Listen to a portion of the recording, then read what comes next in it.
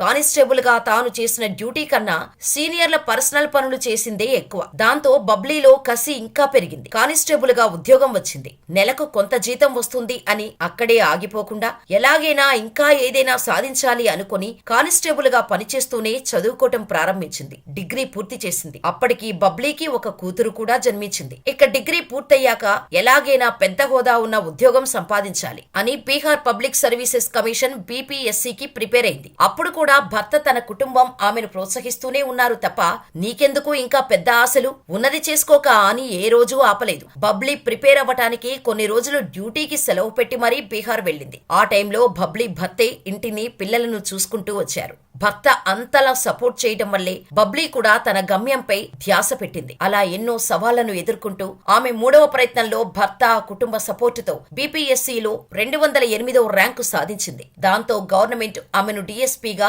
తను కానిస్టేబుల్ గా పనిచేసిన జిల్లాలోనే పోస్టింగ్ ఇచ్చింది. ఎన్నో అడ్డంకులు, సవాళ్ల మధ్య బాబ్లీ అత్తమామలు ఇచ్చిన మద్దతు, భర్త తీసుకున్న బాధ్యతలు, ఇచ్చిన ధైర్యం అన్నీ కలిసి బాబ్లీని ఈ రోజు డీఎస్పీగా మార్చాయి. కానిస్టేబుల్ గా పనిచేసిన స్టేషన్ కి డీఎస్పీగా అడుగుపెట్టింది. అప్పటి వరకు ఆమెతో సెల్యూట్ చేయించుకున్న అధికారులతో ఆమె సెల్యూట్ కొట్టించుకుంది. ప్రేమ, పెళ్లి, ఉద్యోగం, ఆరోగ్యం ఏ సమస్యలైనా కేవలం మీ ఫోటో మరియు చేయి చూసి సంక్రాంతి వరకు ఉచితంగా జ్యోతిష్యం చెప్పబడును. ఈ కింది నంబర్ను సంప్రదించండి.